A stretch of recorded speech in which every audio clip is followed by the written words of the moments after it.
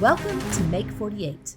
In this competition, 8 teams come together, receive a challenge, and create a prototype that they pitch to our judges. This time, competitors who won their regional competition are competing to win nationals. They have access to a makerspace and tool techs who help them bring their designs into reality. The teams are coming from all over the U.S. and gathering at Operation Breakthrough in Kansas City, Missouri. Let's go meet the teams.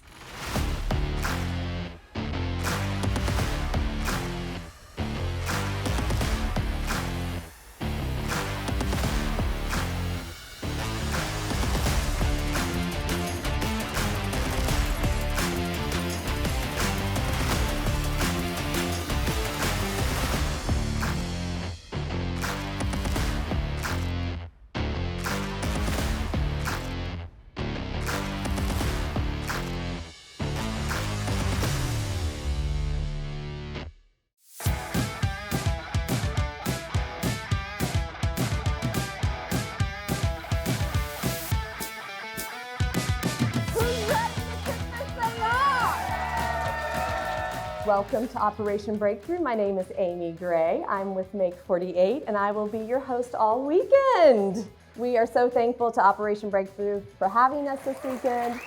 We are so excited to have you here, and innovation is really what we're about. We actually start making and problem solving with our preschoolers.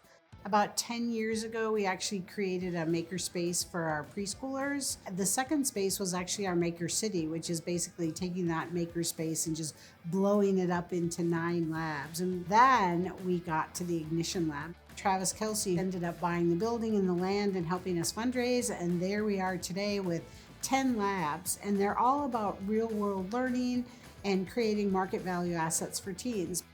You're starting lives of making impact, figuring out what you're passionate about, and also making our communities better with the problems that you are solving through the challenge. So welcome. I hope you have a fabulous 2 days. Thank you all and welcome.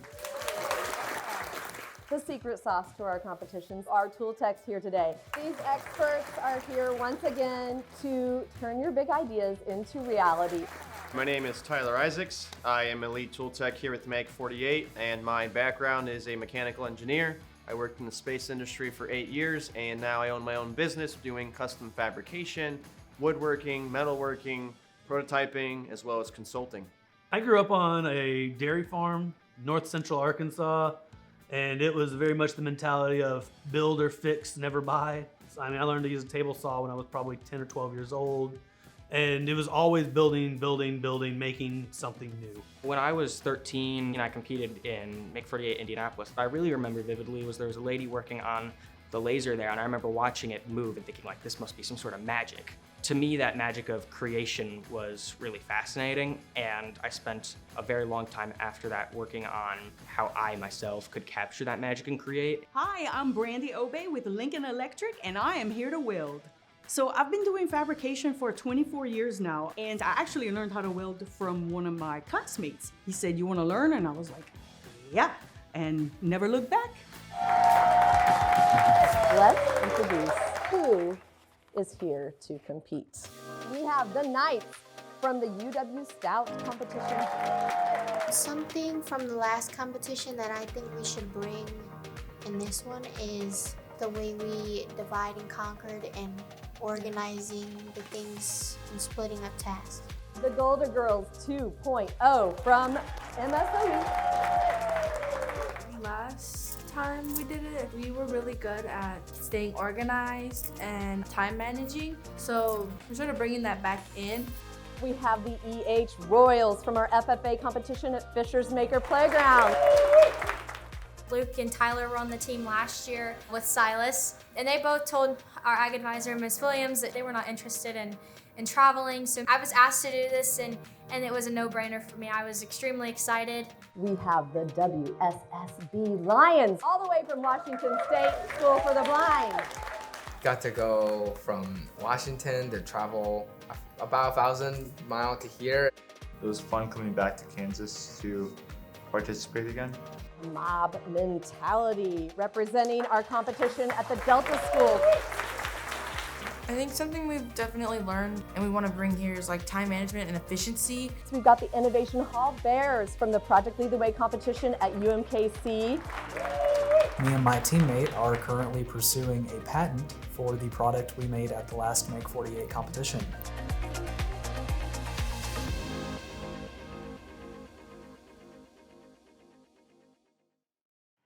Don't miss out on any of the action. Subscribe to the Make48 YouTube channel and turn on notifications to catch every exciting episode. Be the first to know when new episodes drop. Okay, are you guys ready to hear the challenge? The problem: individuals with visual impairments often face significant barriers to employment. Our partners at the Kansas State School for the Blind, KSSB, are leading the way in creating a more inclusive environment for individuals with visual impairments. We're here at the Carriage House at the Kansas State School for the Blind, where the inspiration for this challenge all started. This space will be transformed into a space of entrepreneurship and self-employment for the visually impaired community. This is really the last link to our past, probably circa 1890s or early 1900s. This building served really mostly as a working building, a barn. There were pigs, cattle, and certainly horses that resided in this barn that did work on the campus as it was being constructed. The school was pretty busy in the late 1800s and grew all the way through the 1960s. Our students back in the day made horse nets for horses so they wouldn't have to bend down to eat hay. In some way, it's always been connected to part of our larger mission. So we're excited about this building. We want the community to invest in it, and we'd love for businesses to see the possibility of this. We were pleased to bring Make48 here, and we believe it has a part of our future here at the School for the Blind. Your challenge. Your team must design and build a prototype that enhances the safety and accessibility of a home workspace for visually impaired entrepreneurs. 4, 3, 2, 1.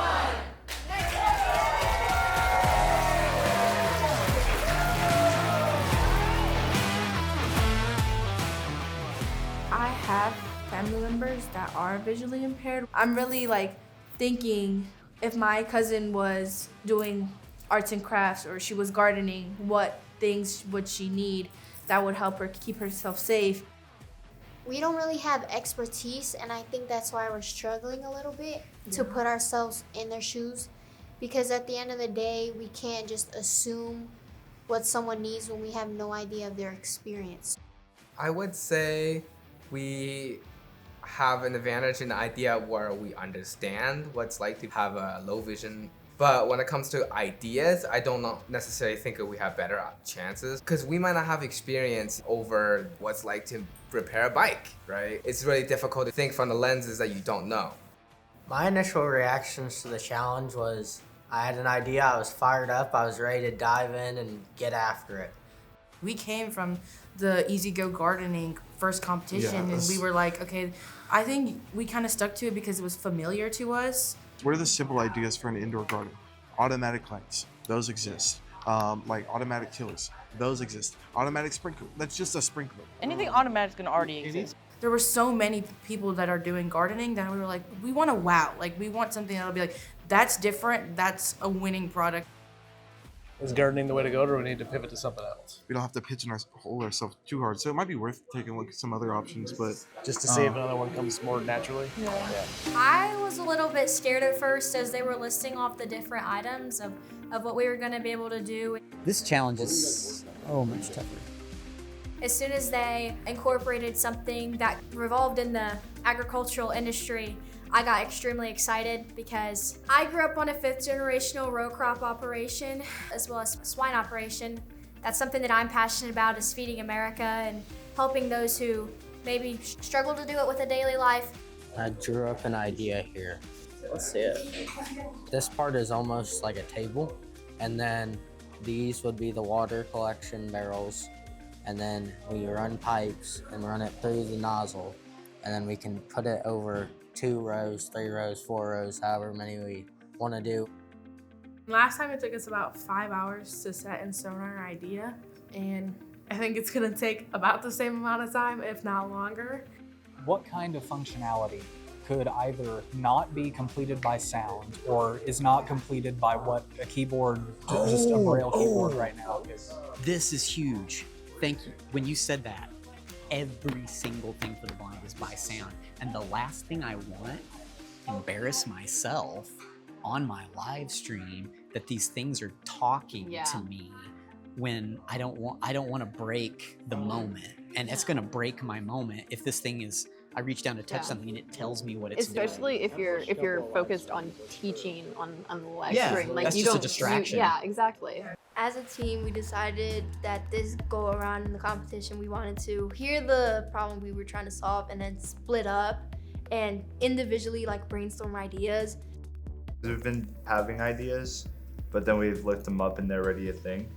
And we went to the patent lawyers meeting and we kind of had a complete miscommunication on what the product was. I do want you all to go back and do some more research on this camera switcher with the Stream Deck. Then if that exists already, then I think that the only thing that you would be really creating here would be those keys that you're mentioning. And I'm not sure that that's enough to avoid infringement. I wonder if we could say something in the patent language about the three-dimensional location of the camera is relative to the control Because system. the second we said that, they were both, specifically the guy was like, oh yeah, that changes things. Communication is key in this industry. Inventors need to understand that their invention needs to be more than a concept. What that means is they need to be able to explain it in a way that someone can actually make or use it. Between talking to visually impaired people, mentors, and the patent attorneys, pretty much all of them got shut down. So what I'm getting at is maybe you're going too far into large systems. Yeah. You should back into maybe something as subtle as how would they organize their tools. Yeah. Just that. My academic background's industrial design. I got a master's in it. I then became a medical illustrator for 15 years, and then I wound up back into industrial design. You know, I have a lot of different disciplines that I've been involved with plastics and then welding, metals and machining, etc., 3D modeling, graphics, all that stuff I can do.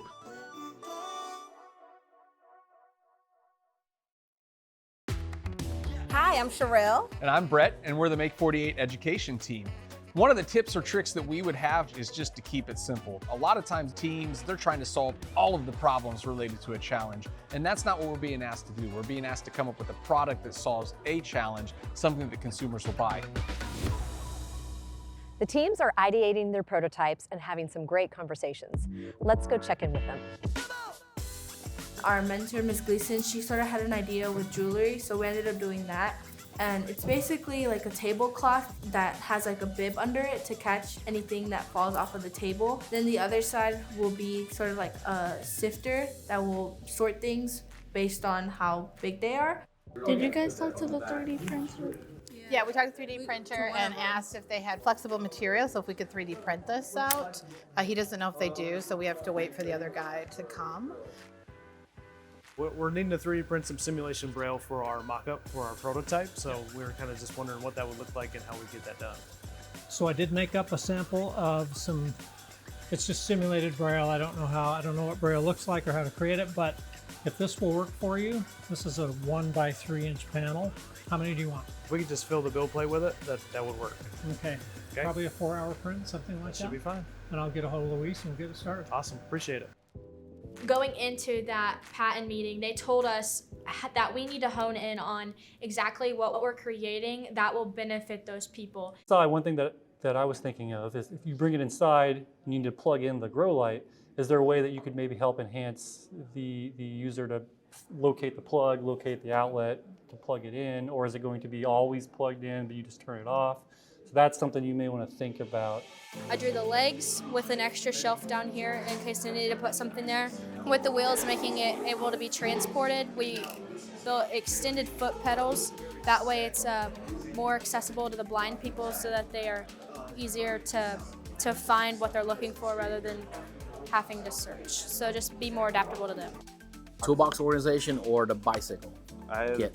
I like the toolbox. Is that something, because Because you can apply that to bicycle if you wanted to, or you can apply to Yes, something exactly. else. I agree 100%. I think we got it, right? High five, guys.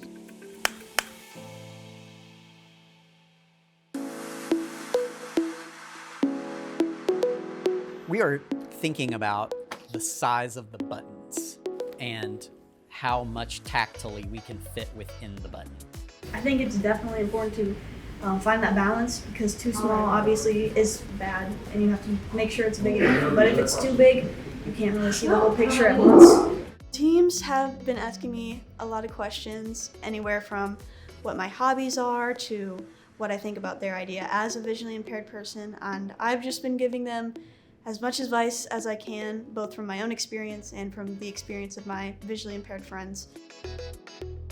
You know, it is important to talk to those people, because I feel like a lot of times we sort of forget that that's a thing. We forget that other people don't have, you know, maybe the privilege that we do. And so it's important to take the time to figure out what things could be improved and what things we have direct control over improving.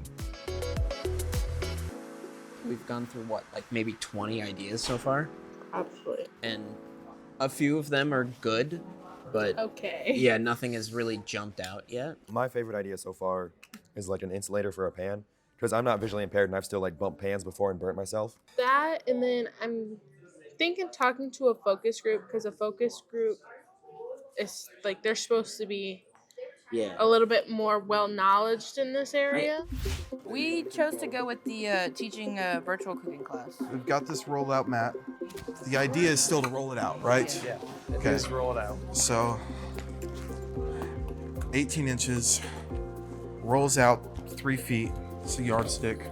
And then with Braille instructions in the outline for the ingredients. We did get one important comment that, you know, not all visually impaired people can read Braille. You were talking about putting Braille all over the, you know, to label things. However, a lot of people who are blind actually don't read Braille. I mean, not a lot, but some. Right, no, there's quite a few that don't. Yeah. Actually, that So lose you their might vision wanna later do in life. Tactile. Yeah, so you may want to do just some sort of, you know, an X or a square or whatever. How can we still be accessible without Braille? And it's been, you know, coming up with creative solutions, you know, maybe using symbols and audible imagery.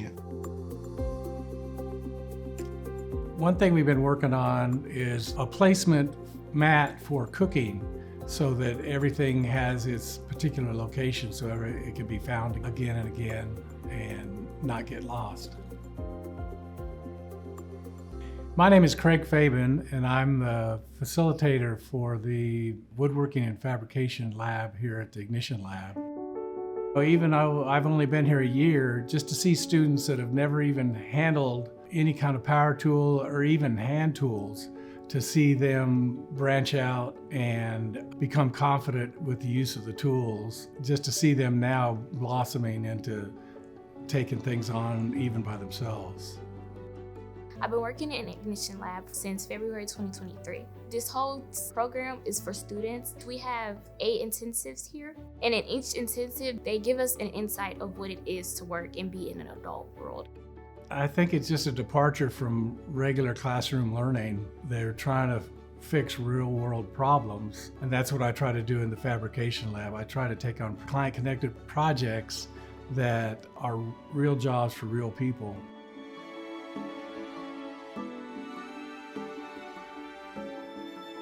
We came up with some more ideas, and those were continually being shot down until we came up with one idea, and that's the one that we've been sticking with ever since. Visually impaired mentors were saying that it would be extremely helpful. This socket set, as you move your finger down between each one, it will audibly say what size that is. So you would literally pull one of those out, Linda, and it would just literally tell you, right? It would literally verbally say that you pulled out a 1/4 inch. Yeah, and that's what I needed the other day. That's what you needed. There you go, you got a customer right here. Yeah, perfect.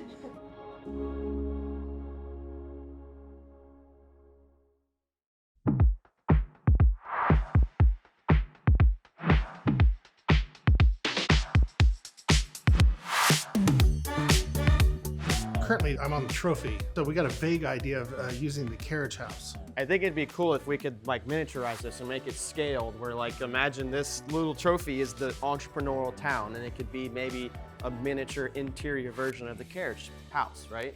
And every little area could be that entrepreneur zone, right? So like in this corner, there may be the bike shop. You know, over here we could have like a little mini e-commerce.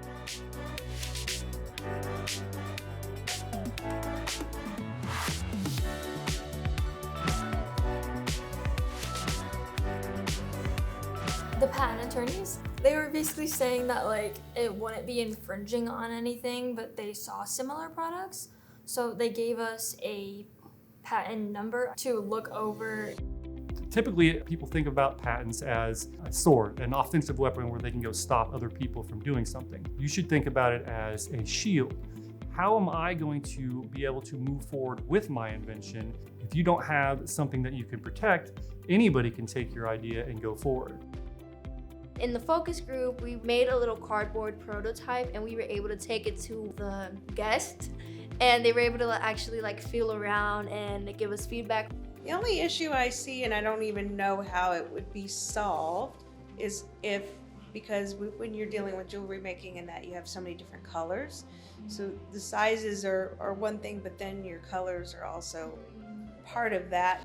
During the focus group, we met with a lady who was completely blind, and she had glasses that allowed her to be able to scan QR codes to relay information to her.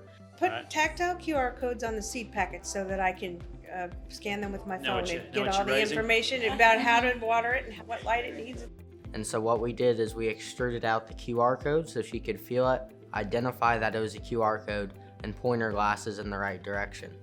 Well, I glued my fingers together last time. Oh, my finger. So one of the tips that I have is to make your shopping list on the night before you do your hardware run, so that when you get to the hardware store on that Saturday morning, you can make the most of your time.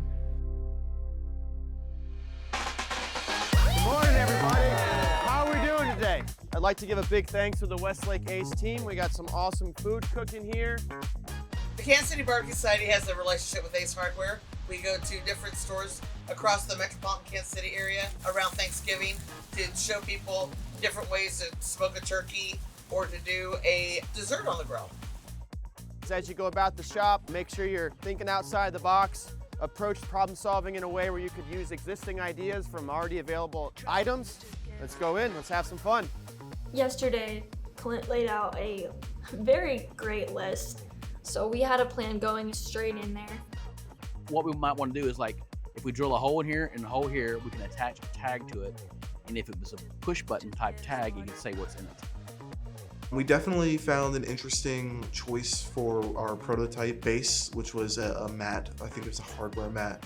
We needed one thing. We needed one thing from Ace Hardware, and we got the wrong thing. Guess who screwed that up? That was all him. This guy. Yeah. Do we want gloss or do we want matte or do we want shiny? Oh, I like shiny a little bit more. It's got shiny. I think, you know, the gold, it kind of goes with it. I found those like suction cups and I was thinking that would help like suction it to the table and like create a hook where they can like hook on like the jewelry or whatever they're making on. But, yeah, I like that idea. We were looking for foam originally, but we couldn't find any sheets of foam. So we ended up finding the things that you lean on in a garden. A kneel pad. Yeah, a kneel Kneeling pad. down on, yeah. So we got our hose and our Y adapter and then our PVC pipe. And this is going to attach to our water, like our water source. We had, what, like one item that we really wanted to go there for? It's a screwdriver set. I mean, that's literally all we need, pretty much. And snacks. We got a whole bunch of snacks, which really brings up the morale. And a team plant. That's our mascot. We got a team plant. We got everything we need. And some things we don't, so we'll see. You ready to check out?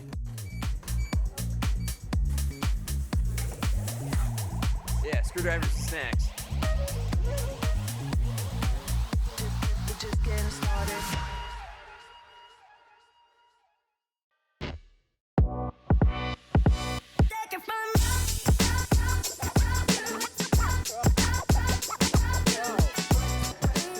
Day two, teams have been running around rampant today. They got their materials this morning. We've been cutting, we've been lasering, we've been welding, we've been running the CNC nonstop. before I start doing a bunch of crazy stuff. Is that what we like? This dot and move it there. Maybe? Oh, like don't make the second F stem as long as the first F stem. I thought you I thought you were pointed going to the L. Yeah, I thought you pointed the middle I of thought the maybe L. you were going like real like, but wait, if No. you take the middle of the L out, it's going to be like fire. Okay, Yeah. thank you. Yeah, no problem, no problem. EH Royals had some little casters that were going on the bottom of their invention, and they wanted them to come out a little bit further so you can get your foot on there to hit the brake on and off. They're swivel casters.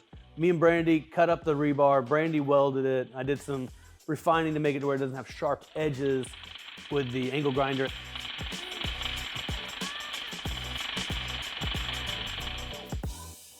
And then we 3D printed some little caps to go on there that have a flat edge so you can get your foot on there. It's not gonna roll off. When you purchase steel, you're gonna find that it's coated in oil, and that's just to prevent rust and corrosion in the field. So when I buy metal, before I will use it in my shop, I like to degrease it. I use an industrial degreaser, spray it on, hose it off, wipe it down, and that way I'm going to prevent my work area from being a mess, and also myself. Also, you get better penetration with your welds. If you leave that oil on there, you're gonna get a lot of porosity in your welds. You won't get good penetration. It's always good to clean up your metal. You can also remove the mill scale with a wire cup brush or a grinding disc. And that's my tip.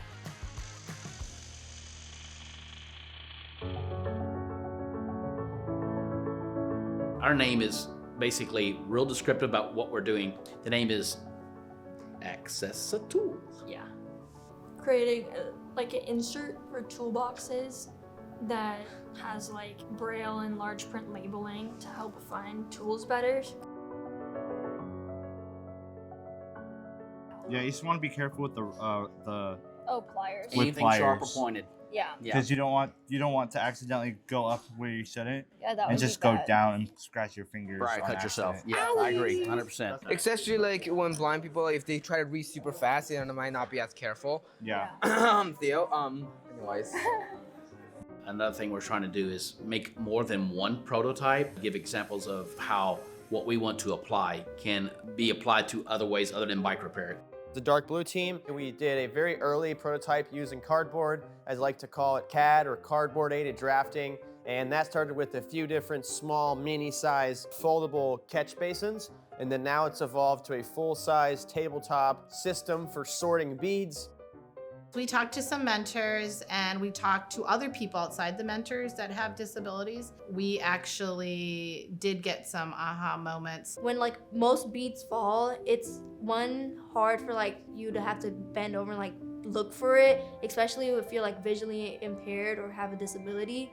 And it would just be easier for it to just like fall into this organizer where it's like right in front of you.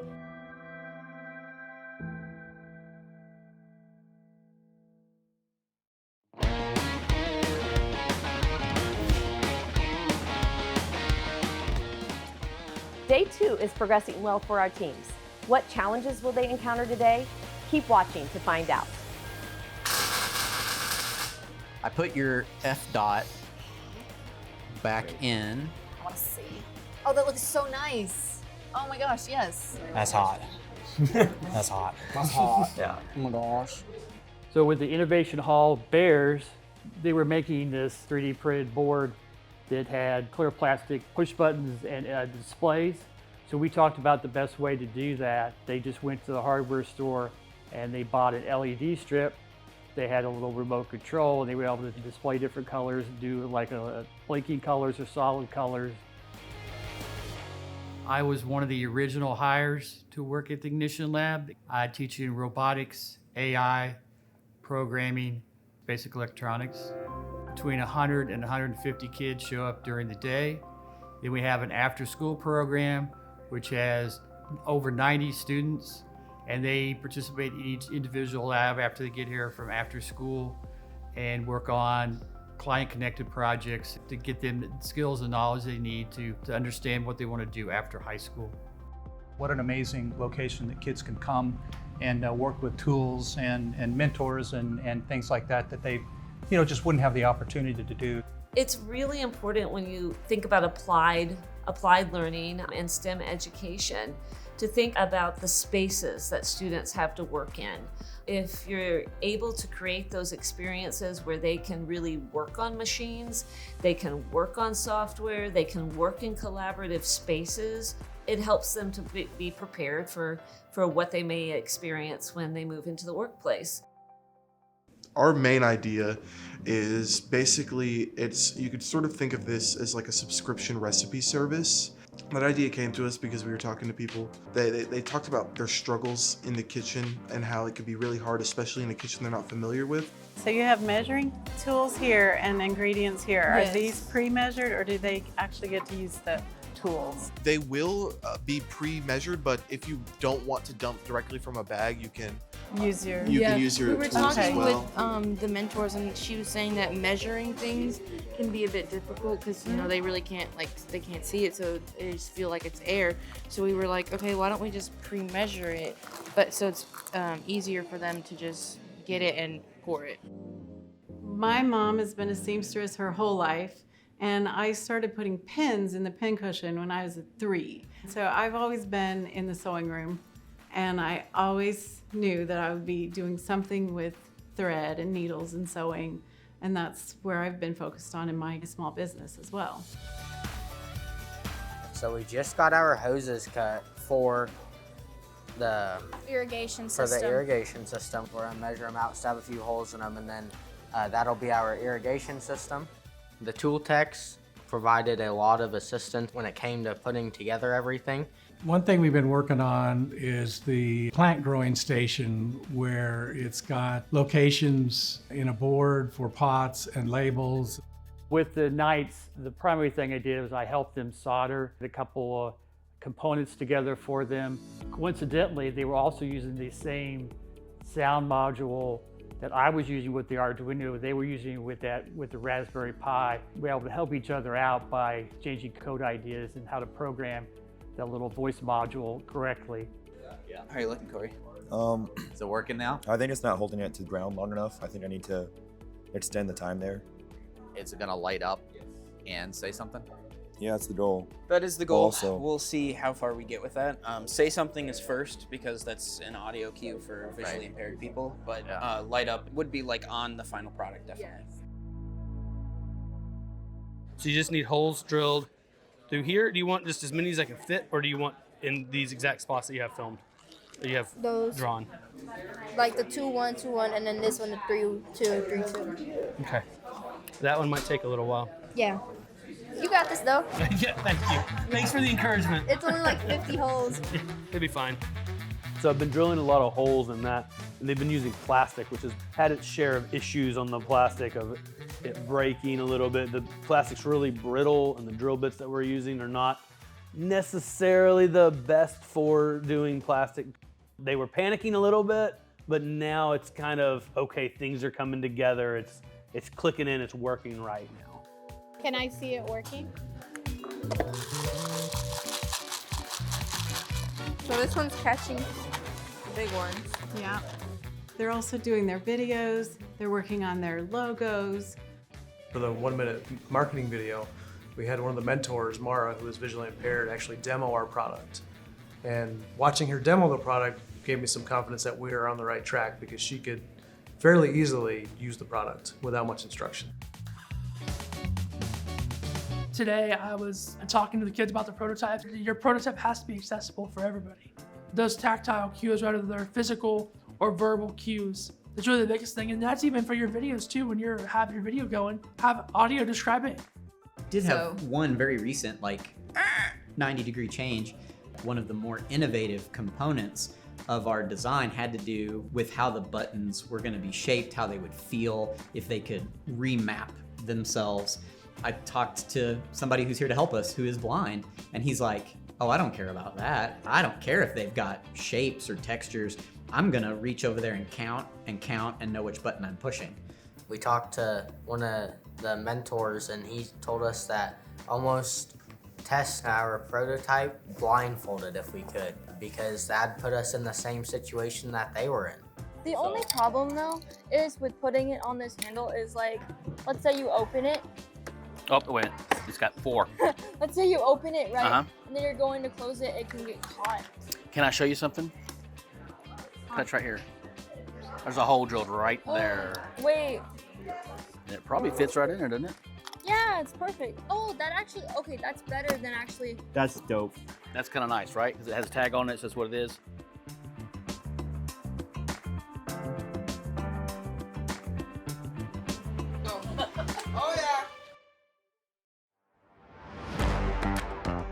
Hey guys, how you doing? Good. Good. Yeah. Well, we're moving in about 20 hours now. Where you guys think you are in your process? We're writing our script and finishing our prototype, and yeah, we're really close. So what challenges do you guys face so far? Working together on a script to make it how we all want it to be presented. The thrill of a person's toolbox and how it is organized is a big part of how a blind and low vision individual navigates their workshop and becomes more independent. Theo, do you like the beginning? I mean, the beginning just doesn't really catch my attention. Neither does yours. Okay, let's read yours. Who likes a clean and organized toolbox? We're working on mounting all of our components to like one board that we can just easily use to show during the presentation. So.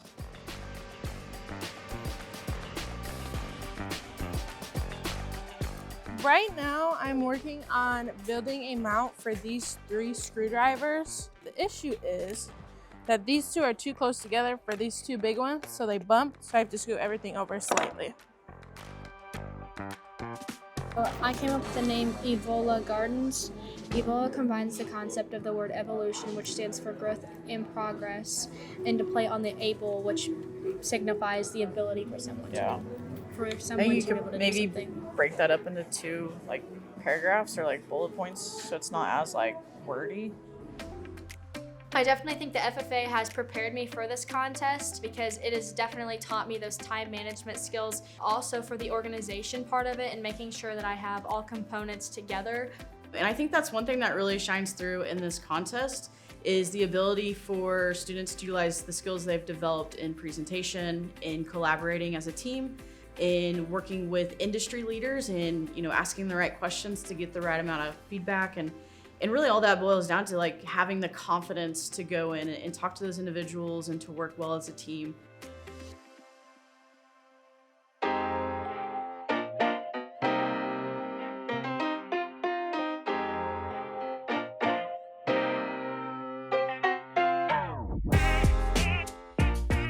Hey guys, how's it going?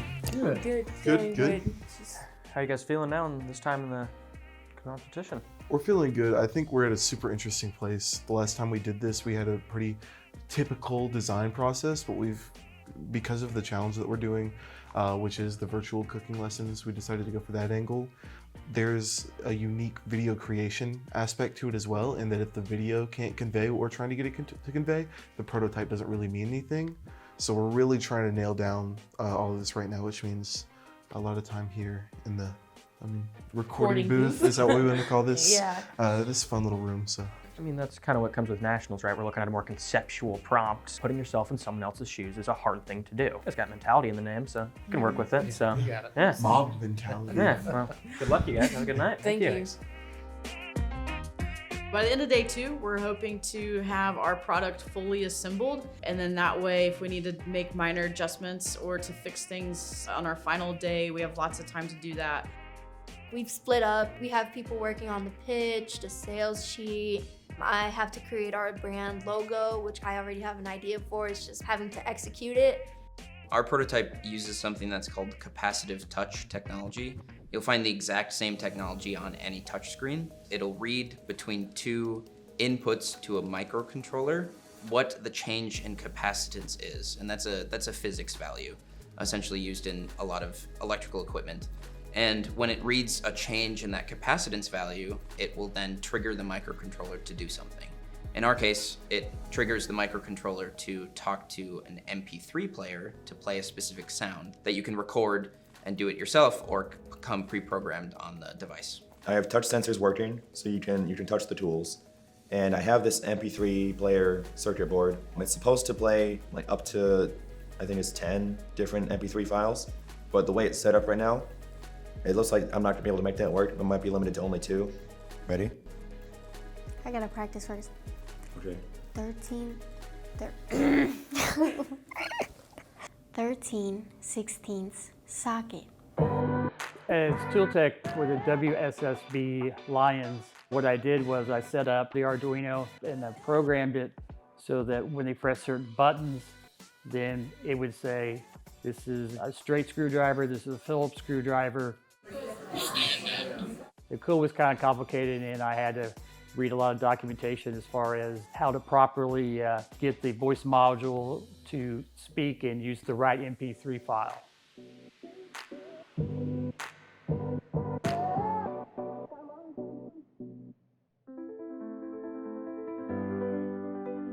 The Make48 Nationals VIP experience offers an exclusive glimpse into the heart of innovation. Guests connect with teams, industry partners, and educational leaders. This year at Operation Breakthrough, we welcomed leadership from past competitions. The FFA, Project Lead the Way, and Skills USA, representing over 4 million students. Having a Make48 competition impacted our students by giving them a chance to see that their work mattered, by connecting them to real partners to be out there in industry. At the FFA, we're after helping students get better career preparation in areas in agriculture. Our industry folks are telling us that they need more workers in the industry of agriculture, so maybe students that get a bug in their ear here coming for innovation, they might decide to explore a career in agriculture where they wouldn't have before. Pittsco Education. We are a STEM education company focusing on core science, career technical education, workforce development, and STEM. The hands-on education, the engineering design process is a perfect alignment with what we believe as a company. It's critical for us to be here and to talk to these teams and allow us an opportunity to apply real world to their ideas. But it's also exciting for us to listen to their ideas and to watch them ideate and to see their excitement. And it's an incredible opportunity to learn how to think outside of the box and come up with new innovative ideas without having to worry about how to actually build it, but really think differently and approach problems differently. Just having a little bit of success oftentimes is that spark that lights the fire for these kids where they can go on and say, hey, you know what, I can do this. This is not scary and this is something that I want to go on and pursue a career in. The students are the reason we all have gotten into education, and to see the light bulb, the passion, the inspiration that occurs with these types of competition and events, it makes it all well worth it.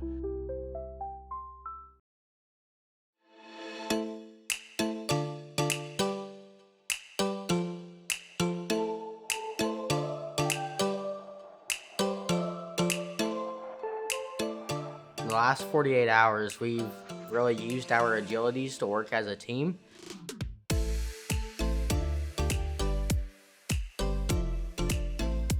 Like, we know James really loves to talk and he's very good at it.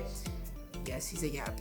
And I'm very good at communication, selling, and Mr. Day is very good at being organized and everything. So we want to utilize our agilities to our best abilities. I definitely develop others. I mean, I'm a coach, I'm a mentor. I do that with students, with staff. PLTW classes prepared me for Make48. I was very excited to enter into the program so I could expand upon my engineering knowledge. And my senior year of high school is when I kind of truly decided to myself that I wanted to be a mechanical engineer and this is what I would like to pursue. PLTW specifically has provided me with the knowledge of how to use CAD software. This is our 3rd year teaching Project Lead the Way. Having that hands-on is so great because the kids come in, they pick up their stuff, they go right, they know what they're doing. They don't need hardly any direction. They have a prompt and they just go right to it. I've had a couple of students go on to engineering college, specifically in the mechanical engineering field that we offer. And I know that the Project Lead the Way program really helped inform that decision. And we've got a couple of businesses really nearby that use the exact same software, the exact same thought process. And they come and evaluate our program every year and they just love it. All right, guys, so how are we feeling for the night? We're feeling pretty good. We have our template, our planting template, where visually impaired individual can, this will help them plant. And then this is actually like a planting tool that they can use that will help them measure the distance of how far down they should be going to plant this. And then they can drop the seed and then cover it up with some dirt. So this is supposed to help them. Hopefully here in a little bit we'll get to see the full thing together, and then that will really help us when we're working towards our video, what to include, what to highlight. It always is easier to pitch something when you can cohesively when you see can it, see for what sure. it is, Yeah, great to meet with you guys, and good rest of the night. Thank you. Yeah, thanks for all your help, Miles. Yeah, thank you. So you're gonna take that and mount it to the back board like it's a wall. Yeah. And then mount the electronics. What do you think about the electronics in the front? Like the wires? And Yeah. like, no, that would all be on the back. Back of it. So you just get the nice, chic, cutesy little looking thing. Right. So, like, and from all the the front. uglies in the back. Professional in the front, party in the back. There you go. Yeah. I've got the main part of the script almost done. Okay. It is going to be a decent length. I think we got to be ready for how does the entrepreneur make it? Yeah. How do they make that? And I think that's gonna be where our worst like thinking. Because like they can. That'll be a challenge. And I think we have a good enough idea that it sort of carries us, beyond the limitations of what this design actually is. It So gives us our wow that we want. the wow factor. That's what I've been saying. The wow factor.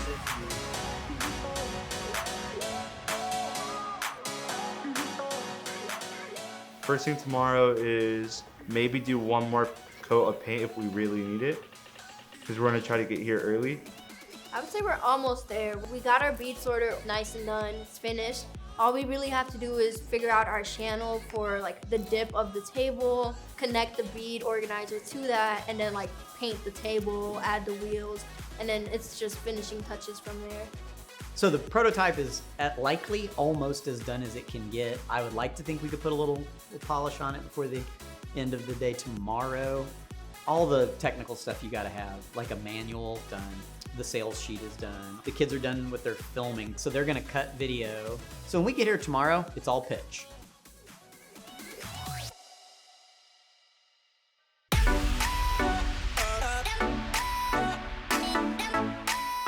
It's the final day of Make48. The teams are rushing to finish their prototypes and their pitches for the judges. Let's check in with them to see how it's going. We were here until about 10:30. We were the last group here. It was a very eventful night. Got a lot of work done. Immediately this morning, we dove right into finishing, getting our wheels on. We had epoxy on those that dried overnight. We finished getting handles on. We had a mishap last night where we got the wrong size screws, and instead of securing the 3D printed brackets, it went right through them. And so we had to purchase some washers this morning. And so a lot of this morning has just been the finishing touches, putting everything together, and now we're ready to rock and roll. Currently working on finishing out the logo. Sadie, you got the braille to put on here? Yeah. So I'm just gonna point it right. Oh, I'm blind. But how amazing! Voila! So it shows like the document, and then you can like do cool, amazing things, whatever. The braille looks good, even. Let's go! That's good. Nice. You made it. Eventually, we hope to use 100% renewable energy. Our mentor, she's working on finishing up the prototype, like fixing anything that we might have forgotten to do.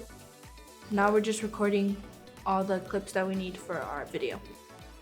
So should I just do how we did last time? I was just like, my name's Gia, this is Mr. Dave, James. Yeah. And then it's time for me to yap. I think personally, I definitely feel like the pitch is kind of the crux of everything.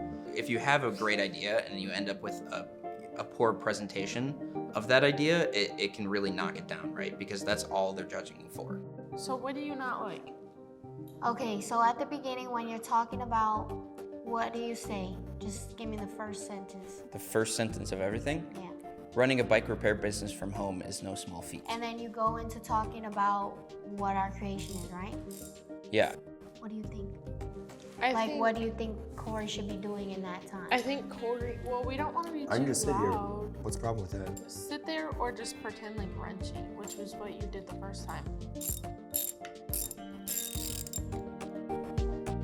last night, we really were just trying to get the device polished up that we were creating. We were having sort of just a couple of difficulties with the machinery that was producing them, but we were able to overcome it, and I feel like the final version of our product looks really good and finished. I like it. It really does, man.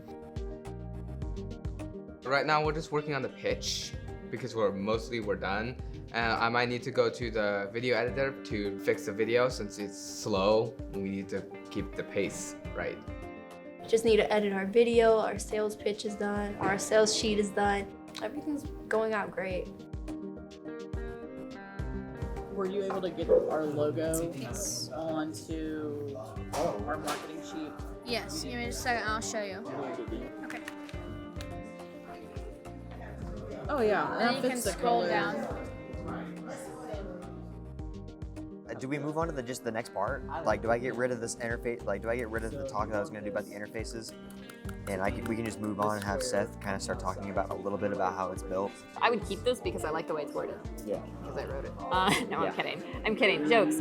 Knowing how to do a sales presentation, it really can help because then you can communicate your idea. If you can't communicate the idea, the buyer's not going to know exactly what the product can do. Oh yeah, engagement's super important whenever it comes to presenting ideas. You need to make sure that people actually understand where you're coming from and what kind of problem could arise and how your idea fixes it.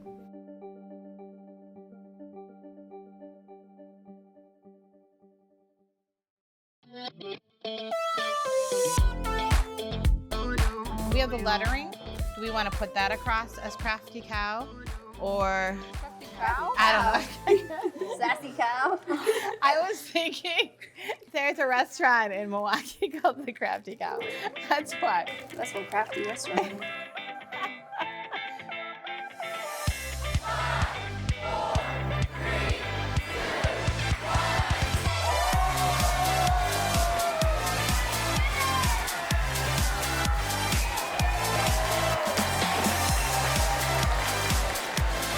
Welcome to the judging and closing ceremonies for season 8 of Make48. Woo! Let's first introduce our judges. Jarrell Howard from Make48. The Make48 Innovation Experience is an exciting opportunity to bring to classrooms all across the nation because it really puts the cherry on top, if you will, of innovation. This gives them a glimpse into real life. You know, what are they gonna do on their job? How are they gonna solve problems when they get into the workforce? This is probably that first experience of that really fast-paced, that intense, collaborative environment to really produce something special. We have Miss Christy Larson from the DeBruce Foundation. I love watching how the teams leverage their agilities. So throughout the 48 hours, you can see how our innovators really start off strong at the beginning. There's judging and estimating and inspecting all happening within these 48 hours, and then finally selling and communicating and that pitch. We have Mr. John Harding from the Kansas State School for the Blind. I want the Carriage House to be a beacon of sorts where kids come and can create and feel competent and build skills.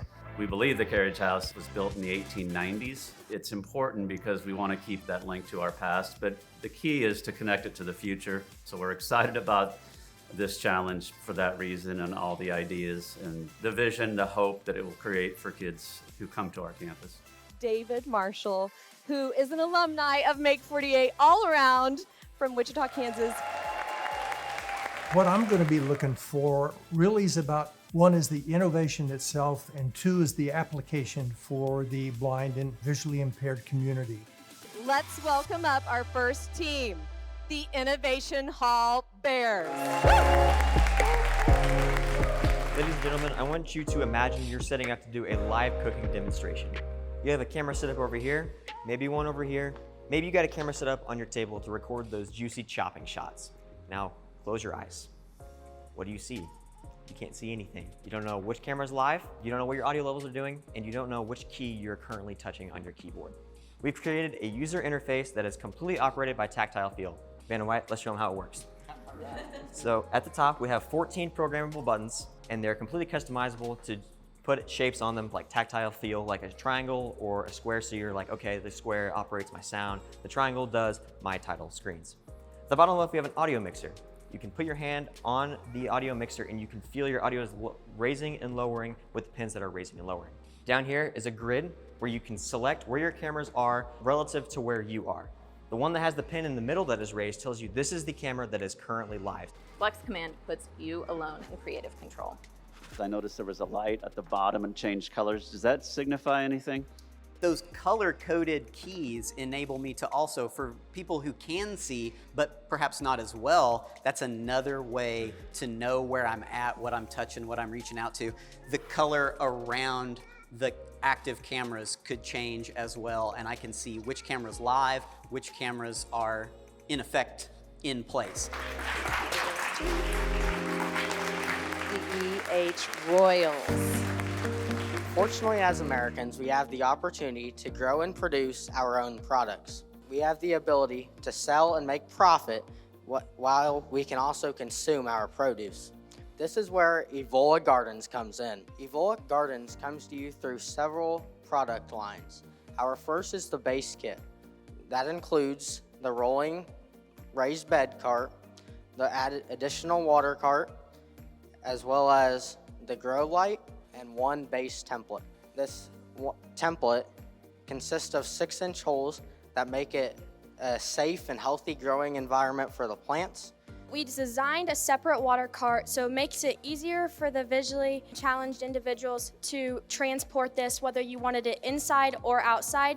It is not electricity dependent. With our float system, it is designed for an individual to be able to feel how high their water is, whether they need to know if they need to turn off the hose or if you need to add some water that the rain hasn't given you. We designed an innovative handle that allows the user to reach in, easily plant their seed in the hole. Boom, you have the start of your production. And finally, from plant to harvest, we have the ability to grab the produce, put it in a bag, and then I can easily hand it off to my customer. Evola Gardens, creating sensory-rich garden experiences. So have you given any thought to if there's one person being able to maneuver this around, given that it's two different carts? We did put into some thought of how we could better this and put attachments onto it to kind of sense if you're getting too close to something that you may need to stop or slow down. But ideally, we said put them in separate carts so that it's more manageable for them to be able to move it, because that has dirt in it and dirt is heavy.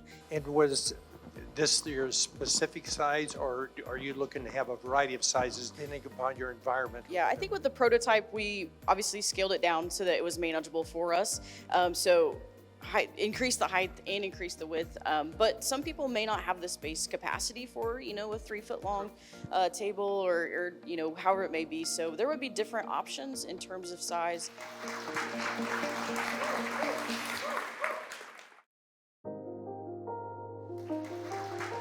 Let's bring down the Knights. So running a bike repair business from home is no small feat. The Lighthouse is designed to empower individuals with visual impairment to confidently tackle bike repairs with precision and efficiency without requiring the need of sight. Corey will demonstrate while wearing goggles that simulate significant visual impairment. The product works through capacitive touch technology to recognize when you are touching a particular tool or attachment, whether you're reaching for a 10mm socket for the rear wheel of your bike or a 15mm wrench for the pedal of your bike. The microcontroller audibly speaks the tool type and size you're currently touching. 16 socket. When the tool or attachment is removed, the Lighthouse activates a bright LED to significantly backlight the spot it was removed from and guide you back to its home when it needs to be replaced. Lighthouse works with any glove that would work with your phone to detect your touch and read the tool size to you. Gloves size 2. The Lighthouse is an innovative tool organizer that fits standardized attachments to fit any tools you already have. The Lighthouse will guide you to what you need when you need it. This is wonderful, probably not just for the visually impaired, but all of us, to put the things back where they go. So in terms of you have 3 for the Phillips head here, how did you determine the volume or how many spots to add for these different types of tools? Yeah, so it's infinitely expandable. They can be designed for a full ratchet set or a full, screwdriver set or a full wrench set. And then it can also be brought down to a smaller size, like individual 2 or 3 tools separately as well. So all of your tools would have to be mounted to a board. Is that correct? If you see here the red portion, that is the housing system that we would sell. So it's only that, right? And that can be used portably with a battery charger or stationary at your home base, whether that be wherever that may be. Mob mentality. Today we're going to tell you about our innovative product, a cooking mat subscription Braille Baker. Over here we have the mat. It has depressions, it has Braille text, and it has symbols. Those are letters and those are numbers. The letters signify the tools, the numbers signify the ingredients. And there's a QR code right here. This QR code takes you to a link to the recipe, which is both video and audio. Often the visually impaired have trouble navigating the kitchen. This mat puts everything in one location, and not only does it do that, it helps you follow recipes for other people that are using the mat. The visually impaired who made the mat would be selling the recipes and the instructions as well. The first month of your subscription, you're gonna get all of these tools. You're gonna get your starter mat, and you're gonna get your ingredients for a few recipes throughout the month. This is a level 1 mat. And when you want to upgrade, you're just gonna get charged the same amount for that first price. This is something that could change everything for you, giving you full control, full independence. Everything you need is in this. Shelf-stable ingredients, might I add too. Tell me what your final version would be made out of, and more specifically as well, can I put it in the dishwasher?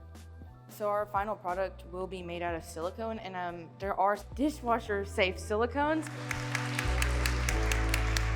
The Golden Girls 2.0. Crafty Catcher, limitless crafting made accessible for all. The Crafty Catcher is an innovative crafting pad with multifunctioning components that help and protect those who are visually impaired and have other disabilities. While interviewing people, we spoke with a crafter who experiences carpal tunnel and numbness from an accident. This accident caused damage to her spine. From her, we learned about her adaptive work area and learned about features that may improve our product's accessibility. Crafty Catcher is ideally a bib for your table that will catch any beads that spill while working. As materials roll off the table, they will be caught in a reservoir and enter the sorter. The sorter functions as an organizer that will separate the items by material and size. And with the use of a magnet, separate any magnetic metal materials. The Crafty Catcher is made out of a silicone material that allows for more friction. Some additional features of the Crafty Catcher are its cutting board surface, built-in cups to hold beads, indented beading boards, hooks to hold finished jewelry, Braille labeling, and tactile elements. Thanks to our amazing agilities, we were able to innovate our prototype. Me, Camila, I was able to manage and develop our video. Maya was able to organize and compose our script. Diana was able to serve and care for her team and our prototype. And finally, our coach, Tina Gleason, was able to judge and estimate our cost and looks of our prototype while developing our team as a whole. Would you tell me what is your total package? So the prototype as a whole is the table mat. So as you can see, it can lift up and it's a whole mat. And ideally, when this product is made, this tunnel feature will be around all 4 sides of the table. The WSSB Lions. Imagine trying to find a screwdriver blindfolded.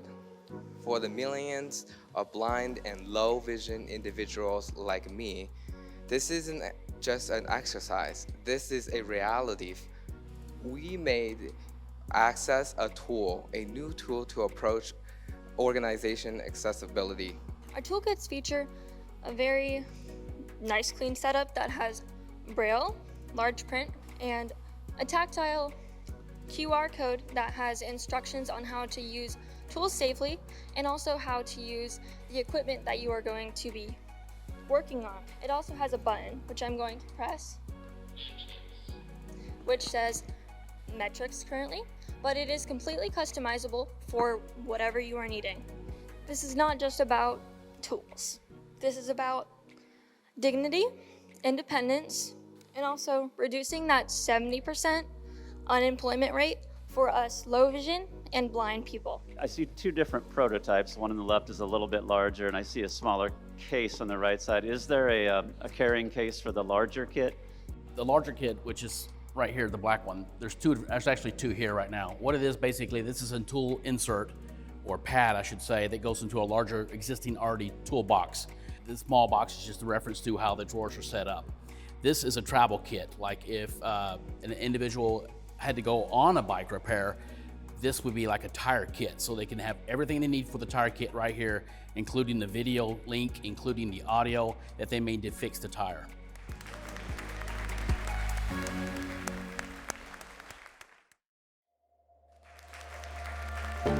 We are going to have the judges go deliberate.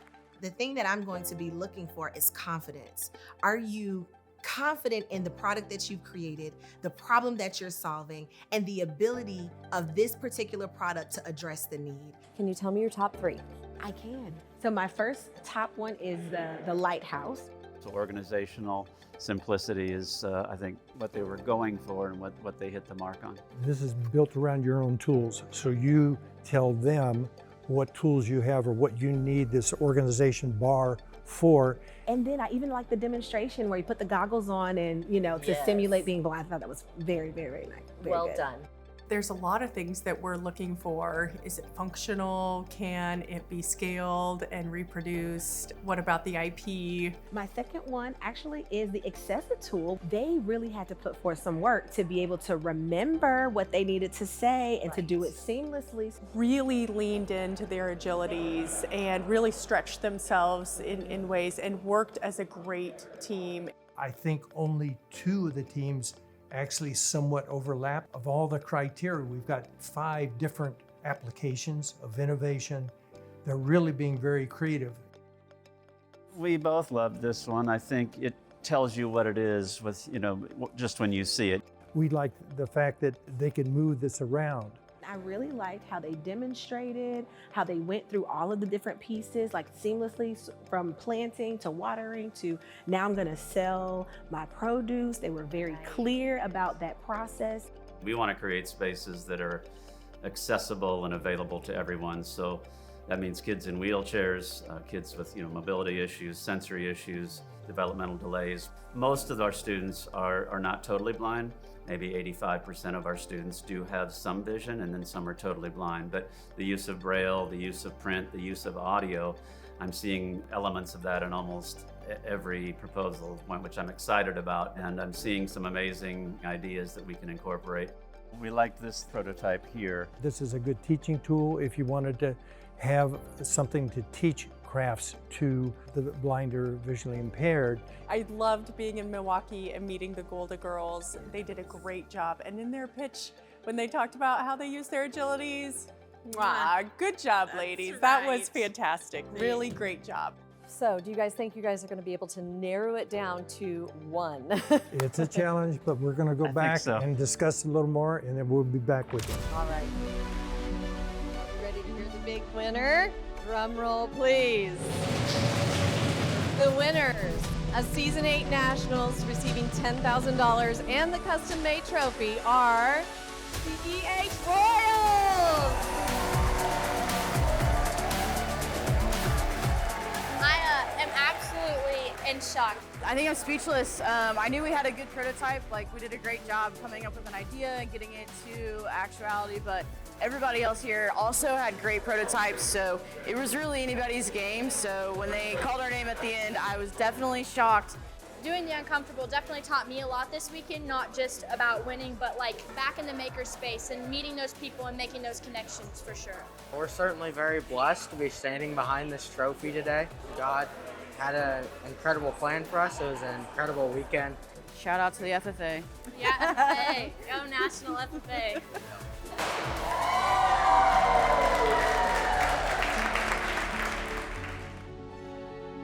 Our team is incredibly proud of all that you guys have accomplished. Happy Season 8 Make48 is in the wraps. Woo!